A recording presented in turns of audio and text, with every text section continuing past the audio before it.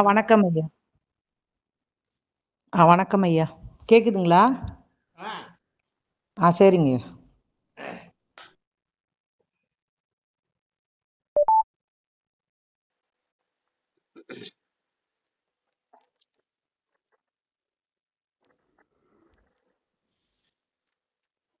இந்த பொருள் யார் யாருக்கு இருக்கணும் பொருள் நினைப்பில் காண்பதற்கு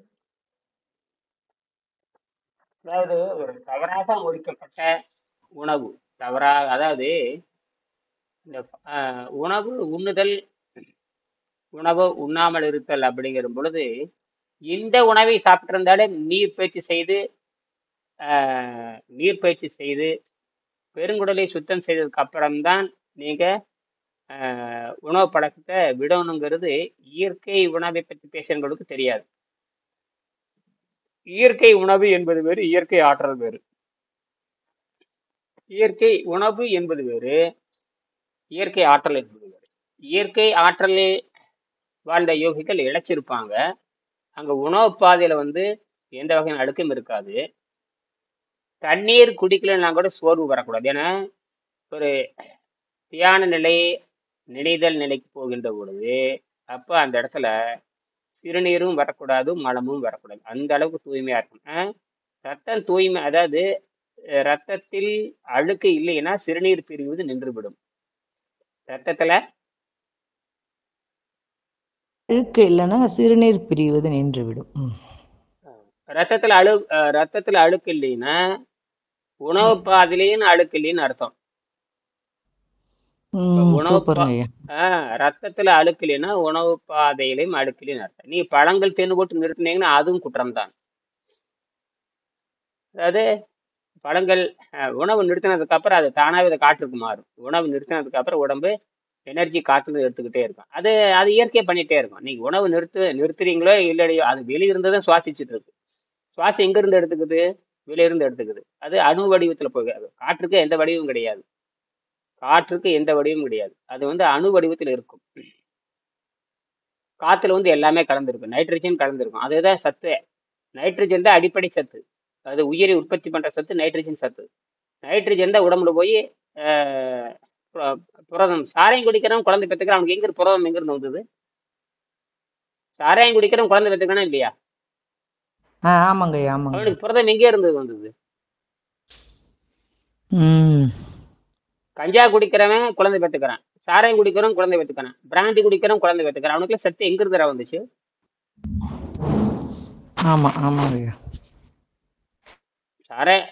பிச்சைக்காரன் குழந்தை எடுத்துருக்கிறான். எங்க புரோட்டீன், அவன் எங்க புரதம்? பிச்சைக்காரன் சோத்துக்கு பிச்சை எடுக்கிறான், அவன் 10 குழந்தை பெற்றுக்கிறான். எங்க இருந்து புரதம் வந்துச்சு?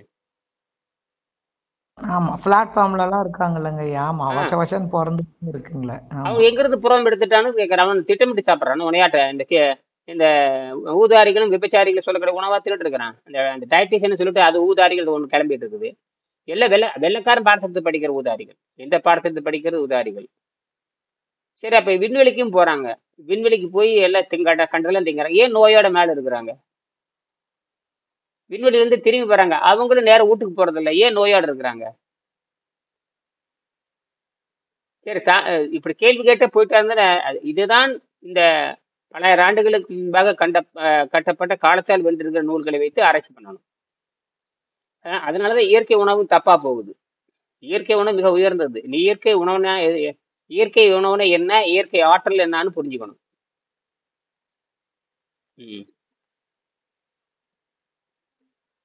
இயற்கை உணவுனா என்ன, இயற்கை ஆற்றல்னு என்னன்னு தெரியாதனாலதான் இந்த சாதாரண உணவு சாப்பிட்றோம் பாருங்க, அவனுக்கான விவரமும் தெரியல.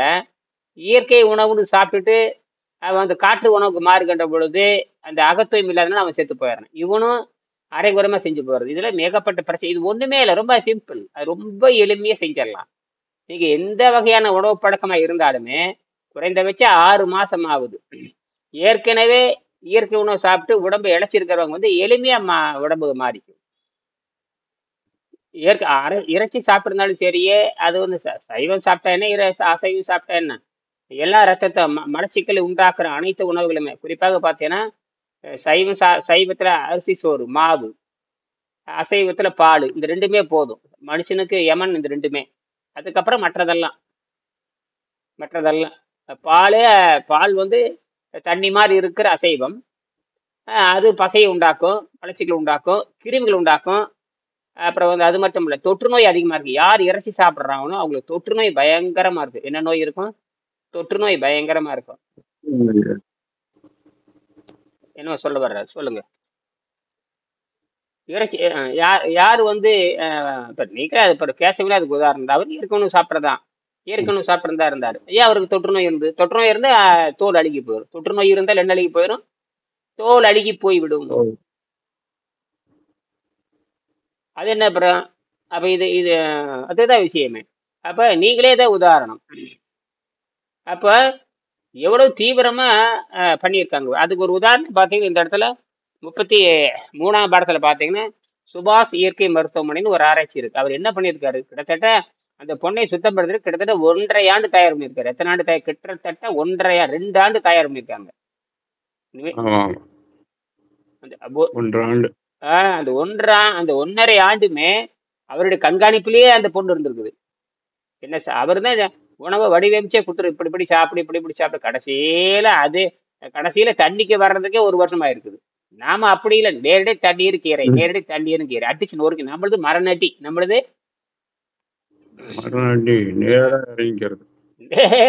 நீங்க தண்ணீர் கீரை ஒண்ணுமே இல்லை. நீ இறைச்சி சாப்பிட்டா என்ன?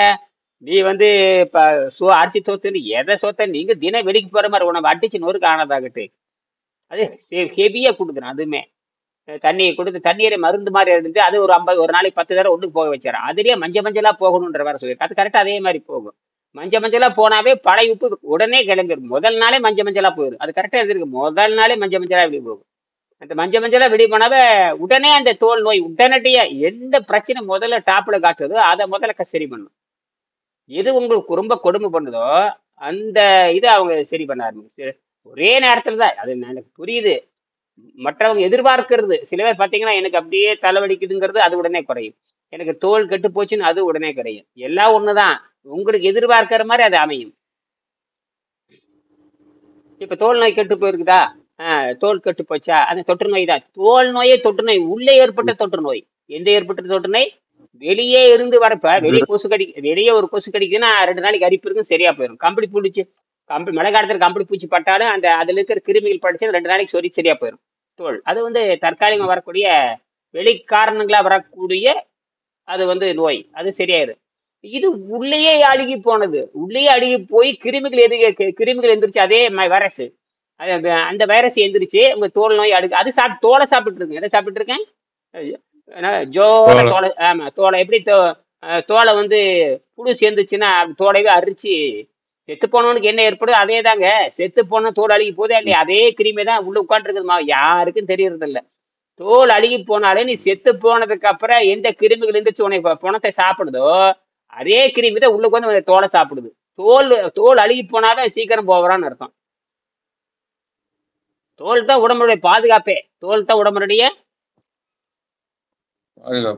எவ்வளவு சிக்கலை பாருங்க. எவ்வளவு சிக்கலை வந்து எவ்வளவு பெரிய சிக்கலை வந்து ரொம்ப எளிமையா குணமாக்கலாம். எவ்வளவு பெரிய சிக்கலை இதுல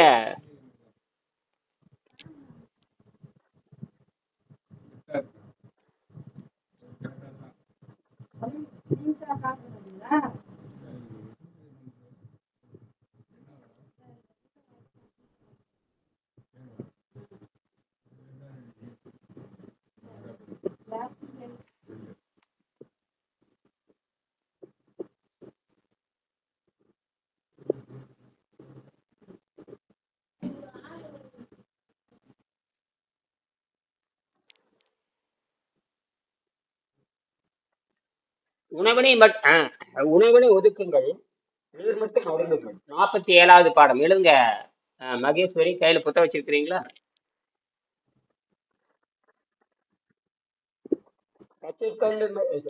உணவினை ஒதுக்குங்கள், நீர் மட்டுமே அருந்துங்கள். பச்சை தண்ணீர் மட்டும் அருந்தி திடகாத்தமாக உள்ளவர் இந்த 60 வயது என்ஜினியர் எஸ் வெங்கடேசன் நமது ஞானமணி மகேஸ்வரி இருக்கிறீங்களா? சந்தித்து விட்டு விட்டு எடுக்குது. ஏன்டா நான் பேசுறது தெளிவா இருக்கா? கேக்குதுங்க ஐயா. உங்களுக்கு தான் சரியா இல்லையா? 47 ஐயா பாடம்.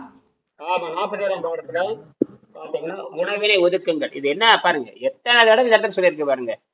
41ஆம் பாடம் பல இடத்துல இதை வந்து சொல்லியிருப்பாரு. 47வது பாடத்துல உணவினை ஒதுக்குங்கள், நீர் மட்டும் அருந்துங்கள். அது 60 வயது வெங்கடேசனை பத்தி ஞானமணிங்கிற ஒரு இதழ் போய் சந்திக்குது. ஞானமணிங்கிற ஒரு ஆசிரியர் போய் சந்திக்கிறார். திடகார்த்தமா வாழ்ந்து கொண்டிருக்கிறார். சுவாமி விவேகானந்தர் அவர்கிட்ட கேள்வி கேட்கிறாங்க. ராஜயோகம் தான் எனக்கு தூண்டுகோலா இருந்தது. அப்ப ராஜயோகங்கிறது ஏற்கனவே இருக்கு, தூண்டுகோலா இருந்தது. உணவே இல்லாமல் எப்படி வாழ்வது என்ற தேடல் எனக்கு அவ்வப்போது ஏற்படும். அது பாருங்க, எங்க சொல்றாரு? ராஜயோகத்தை சொல்றாரு. ராஜயோகத்தை சொல்லிட்டு ராஜயோகத்துல எந்த இடத்துல புரிஞ்சுக்கிட்டாருன்னு நமக்கு ஒண்ணு தெரியல. ராஜயோகம் படிக்கிற சாதாரண விஷயம் இல்லை, சமஸ்கிருதத்துல வேற இருக்கு. அதை வேற தமிழ்ல முடிவெடுத்து போட்டாங்க, ராமகிருஷ்ண மடம். சரி, அப்போது டாக்டர் அருணாச்சலம் அவர்கள் எழுதிய புத்தகத்தை நான் சுருக்கமாக பார்க்கிறேன். மனித உடல் கீழே பாருங்க. The human body is an armature with water usually as a lubricating and cleaning agent and so called food is unnecessary and often damaging to the body. இந்த ஃபுட்டே தேவையில்லைன்னா என்னங்க அர்த்தம்? இந்த கேசவன், ஃபுட்டே தேவையில்லைன்னா என்ன அர்த்தம்? ஃபுட்டே தேவையில்லை இந்த உடம்புக்கு. அது ஆராய்ச்சியில முடிவாயிடுச்சு. நம்ம வந்து பழக்கத்தினால சாப்பிடுறோம். நீங்க ஃபுட்டு தேவையில்லைன்னா அது இயற்கையாவே சூரிய ஒளியிலேயே பிரபஞ்சத்துல இருந்து எடுத்துக்குது சக்தின்னு. நைட்ரஜனை வந்து புரோட்டீனா மாத்தி எடுத்துக்குது, தேவையில்லவங்க உணவுலாம் அப்படின்னு சொல்றீங்க. அதுதான் அர்த்தம். அது யார் சொல்றது யாரு? டாக்டர் அருணாச்சலம். அவர் 150 வருஷம் கூட எழுதிட்டு போயிட்டாரு, யார் ஆராய்ச்சி பண்ணல. அருணாச்சலம் சொல்லிட்டு போயிட்டாரு, யார் ஆராய்ச்சி பண்ணல. அது பெரிய சாபக்கேடு.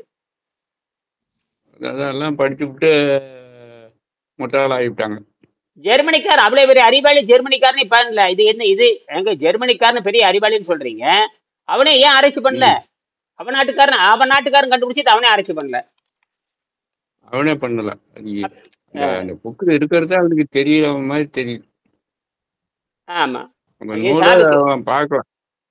இந்த காந்தியடிகள் கூட அரைகுறைமா பண்ணாரு. காந்தியடிகள் கூட இயற்கை உணவை பத்தி பண்ணாரு. அவரும் பெரிய வெற்றியெல்லாம் காணல, அதுக்குள்ள கொண்டு போட்டாங்க. அவரெல்லாம் கண்டுபிடிக்க முடியாதுங்க.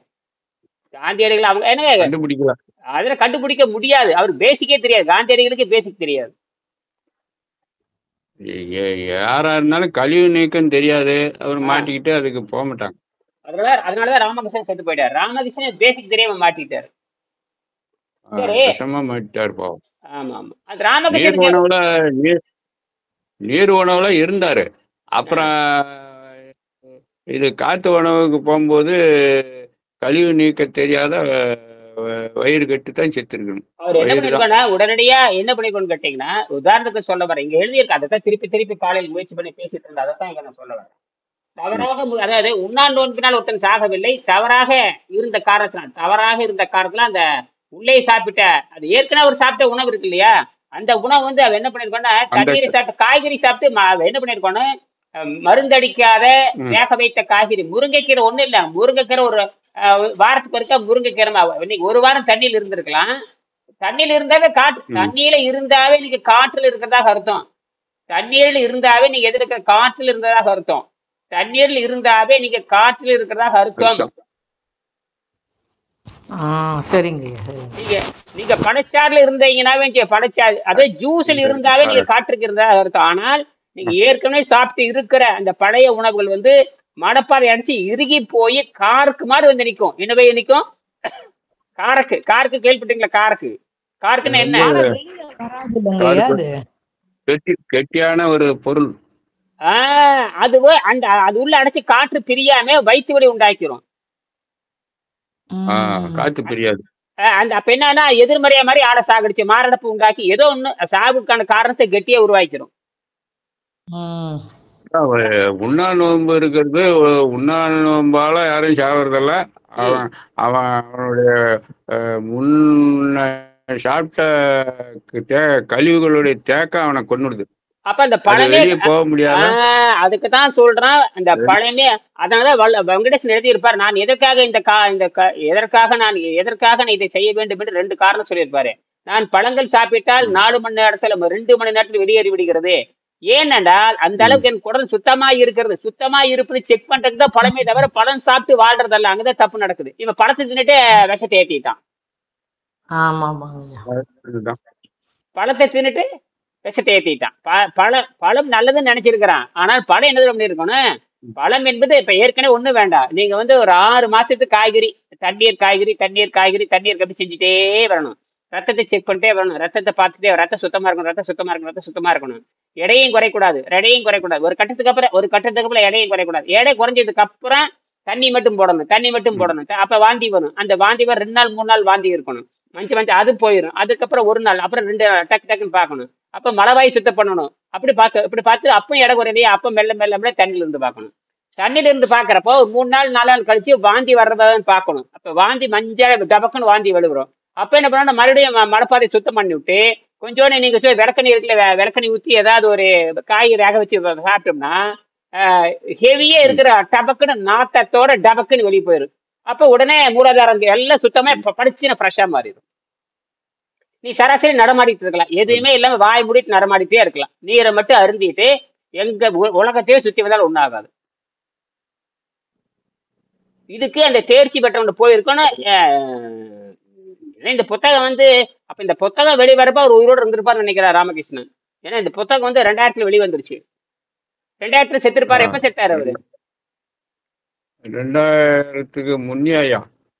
ஓ, அப்ப 1995 96 1990ல இறந்துருக்கணும். 90. அப்ப 30 வருஷம் 60 வயசு ஆகுது. 60 வயசு அப்பவே. வெங்கடேசன் 62 தான் கம்ப்ளீட்டா பண்றாரு. வெங்கடேசன் 60 வயசுல நான் போய் பாக்குறப்ப நான் அவரை நேர்ல பாக்குறப்ப வயசு 62. வெங்கடேசன் 62 வயசா இருக்கு போய் சந்திக்கிறேன்.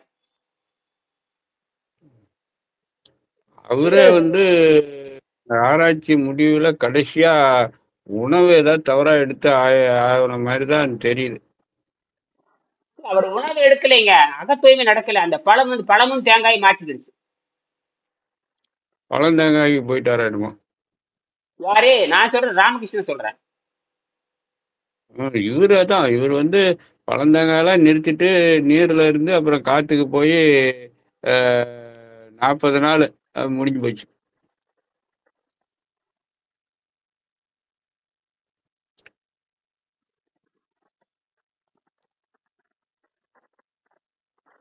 மிக பெரும் அறிவியல் வாழ்வை நம்மிடம் இருந்து அழிந்து விட்டது. என்ன சொல்றாருன்னா, நம்மிடம் இருந்து அது என்ன சொல்றாரு, எப்படி சொல்ல சொல்றாருன்னா,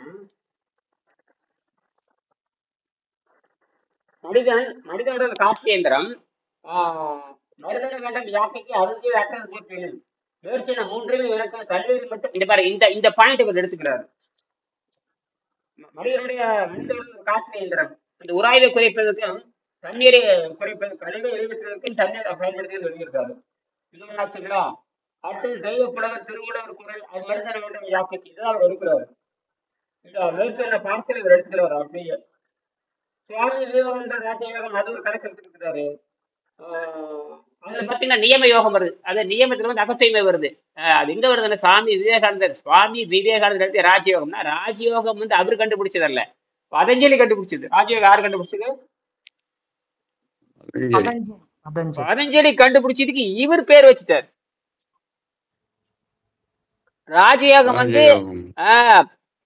ராஜயோகம் என்பது பதஞ்சலிங்கிற ஒரு மருத்துவர், அவரால் கண்டுபிடிக்கப்பட்டது. அதற்கு பெயர் அழக வச்சுட்டாரு. ராஜம்ங்கிற ஒண்ணு சேர்த்திட்டாரு. ஏற்கனவே யோக முறைதான், இந்த ராஜான்னு சேர்த்திட்டாரு. ராஜான்னு சேர்ந்தா உயர்ந்ததுன்னு அர்த்தம். ராஜானா உயர்ந்தவன், அரசன் தான் ராஜா. அரசா ராஜா ரெண்டு ஒண்ணுதான். ராசாங்கிறோம் இல்லையா, அதுதான் ராசா அப்படிங்கிறது. ராசா தான். அந்த அரசன் ராசான்னு கூப்பிடுவாங்க தமிழ்நாட்டுல. ராஸ்குட்டி, ராசா, ராசு பையாங்கிறது அதுதான். அது இந்த ராசா இந்த ராஜாவா மாறிடுது. ராஜாங்கிறது உயர்ந்தவன் நடத்த, வேற ஒண்ணும் இல்லை. அதுக்கு யோகத்தோட சேர்த்து இதுக்கு இருக்கிறதுலே தடை சிறந்தது ராஜயோகம் பேர் வச்சுட்டாரு. அதுல சாதனைவாதம் 32வது பாடல தான் அது மாட்டிக்கிட்டு. அவர் சொல்றாரு சாதனைவாதம். தண்ணி காத்துல வாழ்றவங்க எல்லாரும் ராஜயோகம் தான். ராஜயோகம் தான். அதை தூக்கிதான் நாம் நகர்றோம். ராஜயோகம். பக்திக்கு இங்க வேலையே இல்லை. நீ சாமி கும்பிட்டு உட்காந்து கும்பாபிஷேகம் பண்ணிட்டே இருக்க வேண்டியதுதான். அது உங்களை வேவிச்சுக்கா. நீ சாமி கும்பிட்டு கும்பாபிஷேகம் பண்ணி அப்புறம் உடனே இது கும்பாபிஷேகம் பண்ணி விட்டுறேன். அது நமக்கு கும்பாபிஷேகம் பண்ணிடும். அவ்வளோ அவ்வளவுதான். அதாவது கடைசியில இது என்னன்னா, நமக்கு வெங்கடேஸ்வரர் வந்து கடைசியா ஒரு பாயிண்ட கொடுத்து போட்டு போயிட்டாருங்க. உலகத்துக்கு ஒரு விடிவெளியா கொடுத்துட்டு போயிரு. இது வந்து இப்பதான் வந்து கடலை கிடைச்ச இப்ப நாம வந்து இதை பேசுறோம்னா, இது வந்து இந்தியாவிலே தமிழ்நாட்டிலேயே 8 கோடி மக்கள் தெரியுறாங்க. மீறி பேர் எனக்கு தெரியும் 5 லட்சம் பேருக்கு அது தெரியுது. என்னோட வீடியோ பாக்குறவங்களுக்கு தெரியுது. என்னோட வீடியோ எத்தனை பேர் பார்த்திருக்காங்க? 3700 பேர் சப்ஸ்கிரைப் பண்ணிருக்கிறேன். 5 லட்சம் பேர் பார்த்திருக்கான். அப்ப 5 லட்சம் பேருக்கு அது தெரியும் மொத்தத்துல. என்னுடைய கணக்குப்படி மீடியா வேகமா கொண்டு போவோங்க ஐயா. எனக்கு தெரிஞ்சே என்னுடைய வீடியோ வந்து 5 லட்சம் பேர் பார்த்திருக்கேன். சப்ஸ்கிரைப் பண்ண வந்து 3600 பேர் சப்ஸ்கிரைப் பண்ணியிருக்கிறேன். இப்ப மட்டும் 4700 வீடியோ போட்டிருக்கேன். இப்ப நான் விவாதம் பண்ற வீடியோ தான் எல்லாத்துக்கும் புரியுது. இப்ப யாரு மகேஸ்வரிக்கு புரியுது, உங்களுக்கு புரியுது, அப்புறம் வந்து நல்ல முத்துக்கு புரியுது, இவங்களுக்கெல்லாம் இப்பதான் புரியுது. விவாதம் பண்ணி போடுறோம் இல்லையா, அது நல்லா உங்களுக்கு ஏது. வகுப்பு தவற விட்டா கூட பார்க்கும்பொழுது எல்லாம் கம்ப்ளீட் ஆகிட்டே வருது. விட்டது போனது தொட்டது தொடங்குது பறந்து போடுது எல்லாம் திருப்பி திருப்பி திருப்பி திருப்பி பேசி பேசி அடிச்சு சாத்துன்னு சாத்தும் போது நீங்க கேட்கற கேள்வி எல்லாம் புரியுதா?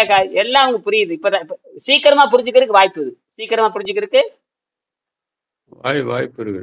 அதான் சொல்றேன், எடுக்கவே செய்யாதீங்க. ஒரு மாசம் கடந்து எதுக்கு? ஏன்னா தப்பா போயிடக்கூடாங்கிறதுனாலதான் நானே இந்த பட்டியலை போட்டது. நமக்கு வந்து அவன் மாணவர் சேராட்டியும் பரவாயில்ல, ஒழுங்கா புரிஞ்சுக்கிட்டு செய்யாம இருந்தாலும் பரவாயில்ல. ஒழுங்கா புரிஞ்சுக்கிட்டியா? அப்புறம் வர்றது பணம் வேணும் இல்ல, சும்மா எல்லாரும் வந்துருவாங்களேன்னு கேக்குறேன்.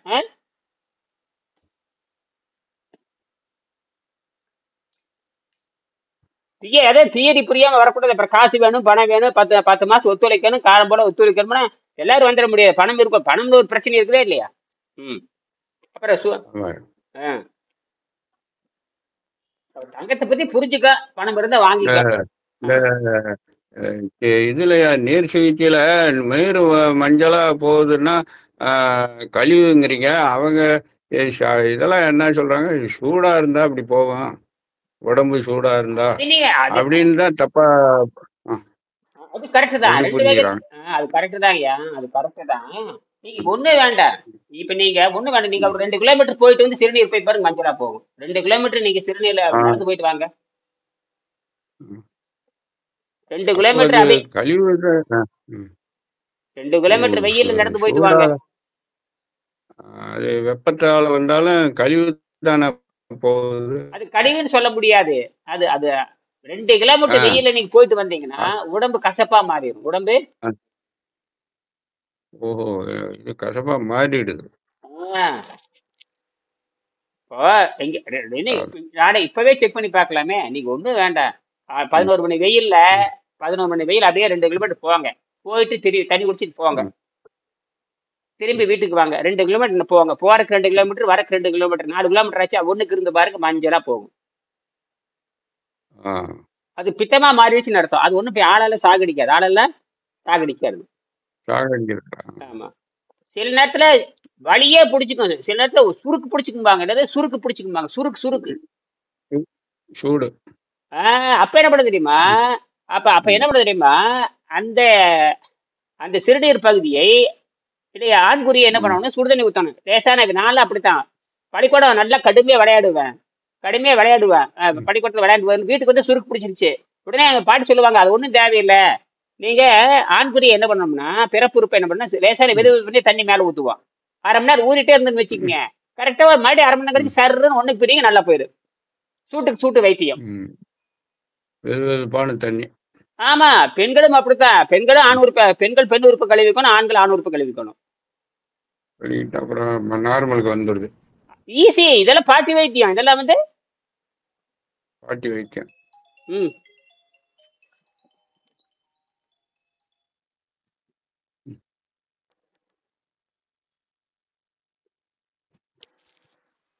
வணக்கம் இனியன்.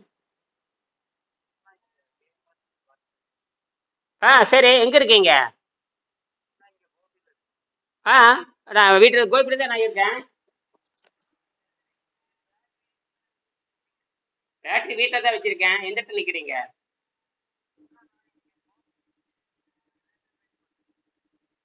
அந்த சீதா மருத்துவமனைக்கு எதுக்கால வந்தீங்கன்னா, எதுக்கால வந்து ஜெய்துர்க் எங்க இருக்கீங்க?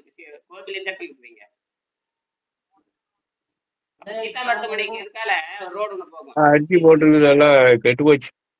அதுக்கு எதுக்கால வந்தீங்கன்னா வெட்டும்னா ஜெய்துர்க் நகர் இருக்கும், அங்க வாங்க. ஒரு விளக்கமாறு ஜெய்துர்க் கட்டாள நகர் மர இருக்கும், அதுக்குள்ள வாங்க. ஜெய்துர்க் நகர். இந்த கடையில் எடுத்துட்டு வாங்க வா. ஜெய்துர்க் நகர் எடுத்து விடியா அது வாங்க. அதுக்கு எதுக்கால கட்ட விளக்கமாறுல அங்க வந்துட்டு கூப்பிடுங்க. அந்த சாலையில் நேர கிழக்கே வரணும், எங்கேயும் திரும்பாம கிழக்கே வந்தீங்கன்னா, கிழக்கு வந்ததுக்கு அப்புறம் உங்களுக்கு வந்து பாத்தீங்கன்னா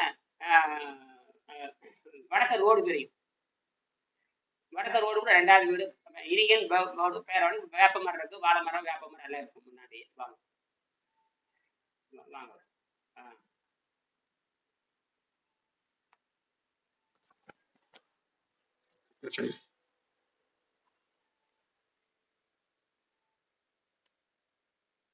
அதாவது இந்த காற்றை மட்டுமே சுவாசித்து உணவாக கொண்டுதான் சித்தர்கள் பல நூற்றாண்டுகள் வாழ்ந்திருக்கிறார்கள். அவர்கள் விரும்பும் போது தன் உயிரை உடலிருந்து பிரித்துக் கொள்வார்கள். இதுதான் நம்ம பெரிய ரகசியமா இருக்கு. பிரித்துக் கொள்வார்கள். இந்த அறிவியலை நாட்டில் உள்ள அனைவரும் உணர வேண்டும். எல்லோரும் நீர் உணவுக்கு வர வேண்டும். அப்போது நாட்டில் உணவு பஞ்சம் இருக்காது, வறுமை இருக்காது. என்னுடைய இந்த ஆய்வு வெட்ட வெளிச்சமானது. அனைவரும் சொல்லித்தர நான் கடமைப்பட்டு இருக்கிறேன். அதை அனைவரும் பின்பற்றலாம். எந்த வயதினரும் பின்பற்றலாம். என்னது? எந்த வயதினரும் பின்பற்றலாம். நமது உடலில் பல விஷ பொருட்கள் தங்கியுள்ளன. அவற்றை முதலில் வெளியேற்ற வேண்டும். நம்ம உடலில் பல விஷ பொருட்கள் தங்கியுள்ளன. 49ஆம் பக்கம். முதலில் 40. ஆமா. நம்ம உடலை சுத்தகரித்தல் என்றால் என்ன? அதான் விஷயம். திருப்பி இயற்கை உணவுக்காரங்க செத்து போறான். ஆகாரம் திங்கிறவனு அரைகுறைய செஞ்சோம்னா கேரளால ஒரு புள்ள செத்து போன மாதிரி செத்து போறான். இங்க தமிழ்நாட்டில் புகழ்பெற்றவர் ராமகிருஷ்ணன், அது 30 வருஷத்துக்கு முன்னாடி செத்து போனாரு. அவர் திடீர்னு தேங்காய் பழம் சாப்பிட்டுட்டு திடீர்னு தண்ணியை குடிச்சிட்டு செத்து போயிட்டாரு. இதெல்லாம் எங்க போய் நிக்குதுன்னு கேட்டீங்கன்னா, எல்லா விஷயங்களும் குடலை வந்து தங்கி இருக்கும். அதை வந்து தண்ணீரும் உபவாசம் இருக்கிறப்ப என்ன செய்யணும்? இந்த உணவை நிறுத்திட்டு அது உபவாசமா மாறும். அப்ப என்ன பண்ணணும்னா, எல்லா குற்றங்களும் வந்து சேரும். நீங்க பழம் சாப்பிட்டு இருந்தாலும் குற்றம் தான். பழம் சாப்பிட்டு இருந்தாலும் குற்றம் தான். இத பழம் சாப்பிட்டு இருந்தாலும் அதில் இருக்கிற பாஸ்பரஸ், பொட்டாசியம், சோடியம் வந்து தங்கி இருக்கும். அப்போ தண்ணீரை குடிச்சு மஞ்சளா போனதுக்கு அப்புறம் பெருங்குடல வந்து மிச்சம் இருக்கிற அழுக்கு வந்து சேர்ந்துருக்கும். அந்த அழுக்கை உடைக்கணும்னா காய்கறிக்கும் கீரைக்கும் மட்டும்தான் அந்த தகுதி இருக்குது. எதுக்கு? காய்கறிக்கும் கீரைக்கு மட்டும். அது வேக வச்சது.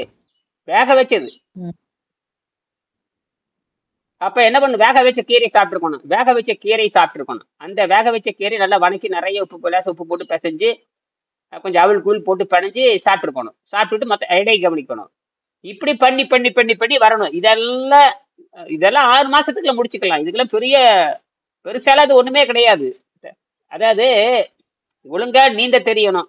நீந்த தெரியுது பெரிய விஷயமே இல்லை. 5 வயசு குழந்தை கூட நீந்த கத்துக்கலாம். அது பெரிய விஷயமே இல்லை. 5 வயசு குழந்தை ஒழுங்கா நீச்சல் கத்துக்க அது கத்துக்கும். இந்த தெரியாதனாலதான் எல்லாம் மாட்டிக்கிட்டாங்க. அதுக்குத்தான் இந்த ஆராய்ச்சி. அதனால இந்த புத்தகம் வந்து கிட்டத்தட்ட ஏறத்தாழ 1/4 நூற்றாண்டு ஆச்சு. நிறைய இயற்கை விஞ்ஞானிகள் இயற்கை பத்தி பேசுறவன் அனைவருக்கும் இது தெரிஞ்சாலும் கூட இது போய் மீண்டும் நம்ம கத்துக்கிறதாங்கிற ஒரு அவமானம். மீண்டும் இதை போய் கத்துக்கணுமா? என்னது? அந்த ஆணவம் வந்து சேர்ந்துடும். நீங்க சொல்லக்கூடிய எத்தனை பேத்துக்கு இது தெரியும்? நீங்க யாராவது பரிந்துரைக்கிறீங்களா? அத்தனை பேர்த்துக்கு இந்த வெங்கடேசன் புத்தகம் தெரியும். இதை போய் நாம கத்துக்கிறதா? அது இணையங்கிட்ட போய் கத்துக்கிறதா? அப்படிங்கிற அகம்பாவம் வந்துருச்சு. இணையனை தெரியாது. நீங்க இணையனை தெரியாத யாரும் இருக்க முடியாது. நான் தமிழ்நாட்டுக்குள்ள இல்லது எல்லாத்தையும் நான் கடுமையா விமர்சனம் பண்ணியிருக்கேன். எல்லாத்தையும் என்ன பண்ணியிருக்கேன்? கடுமையா விமர்சனம் பண்ணி. நீ சொல்றதெல்லாம் தப்புடான்னு சொல்லியிருக்கேன். நீ பண்றதெல்லாம் தப்புடான்னு சொல்லியிருக்கேன். அதனால அவங்களுக்கு வெக்கம். சாவு உறுதி தான், அதுல எந்த சந்தேகம் கிடையாது. எதில் உறுதி? சாவு உறுதி. நல்லபடி நீங்களாவது தப்பிச்சுக்கலாம். இந்த புத்தகத்தை வாங்கிட்டு வெகு பேத்துக்கு தேல் கொட்டின மாதிரி இருக்கு. யாருக்கு அனுப்புறீங்களோ அத்தனை பேர் இந்த புத்தகத்தை படிச்சுட்டு இந்த திருடனுக்கு தேல் கொட்டின மாதிரி. யாருக்கு தேல் கொட்டின மாதிரி? ஒன்றும் தப்பிக்க முடியாது. நீங்க சொல்லக்கூடிய எல்லா ஆளுமே இனியட்ட வந்து சுழுக்கு எடுப்பன்ல. நீங்க எத்தனை பேத்துக்கு சுழுக்கு எடுத்திருப்பீங்க? நீங்க எத்தனை பேத்துக்கு இப்ப புரியுதுங்களா நல்ல முத்து? ஆமாங்க ஐயா புரியுதுங்கய்யா. 25 வருஷமா கத்துறனே. எனக்கு அகம்பாவம் கிடையாது. எனக்கு வெங்கடேசன் சொல்றதே இறுதி. யார் சொல்றது இறுதி? வெங்கடேசன் ஐயா சொல்றதே இறுதிங்கய்யா. ஆமா, அதை நான் படிச்சுட்டு நான் ஏன் இறங்கி வரணும் உனக்காக?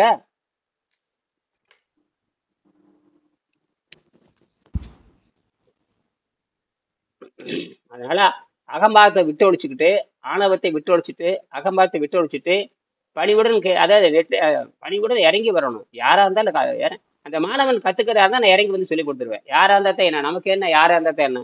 இந்த ஆணவம் இருக்கக்கூடாது, அகம்பாவம் இருக்கக்கூடாது, நான் தான் உலகத்தை திருத்த வந்தவன்னு சொல்லக்கூடாது. அப்படி சொல்லக்கூடாது. ஐயா இந்த ரஜினிக்கு நீர் மருவத்தில் 4 மணி கிளாஸ் இருக்குதான்னு கேட்டிருக்கிறாங்க வாய்ஸ் மெசேஜ். ஆமா, 4 மணி ஓடிட்டு இருக்குது. முடிய போகுது நீ. ரஜினி கேட்டிருக்கிறாங்க ஐயா. அது நான் கேட்டிருக்கிறாங்க அவங்க. நானும் தான் பார்த்தேன், சவுண்டே வரல. நானும் தான் பார்த்தேன், சவுண்டே வரல.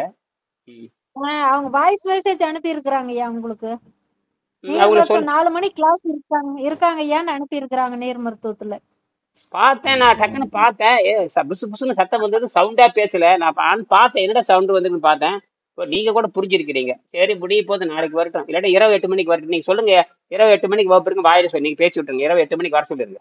ஆனா இரவு 8 மணிக்கு வர 8 மணிக்கு இரவு. ஆனா 8 மணிக்கு வர்றாங்களா இல்லையா சும்மா 8 மணிக்கு சொல்லி விட்டுருங்க. சரிங்களா? சொல்லிடுறீங்க. 4 மணிக்கு ரெகுலரா இப்ப நான் உங்களுக்காக மாத்திட்டாங்கன்னு சொல்லி விட்டுறேங்கய்யா. ஆமா, அதையும் 4 மணிக்கு உங்களுக்காக மாத்தியாச்சு. அதுக்குதான் நீங்க 4 மணிக்கு எந்திரிச்சுனா. நீங்க 3:55 நான் போட்டுட்டேன். 3:55 போட்டாச்சு, உட்காந்துட்டே இருந்தேன். இல்ல வந்துட்டீங்க. நம்ம இதான் பேசல. நீங்க என்ன பண்றீங்கன்னா தவறாக பாருங்க. நீங்க அந்த சரி அதெல்லாம் 8 மணிக்கு வரப்ப இதை படிச்சுட்டு வாங்க. தவறாக முடிக்கப்பட்ட நோன்பின் காரணமாக 2 பேர் இறந்து போனார்கள் ஒரு கட்டுரை இருக்கு, அதை படிச்சுட்டு வாங்க. சரியா? மீண்டும் 8 மணிக்கு நான் சந்திப்போம். ரொம்ப முக்கியம். நன்றி.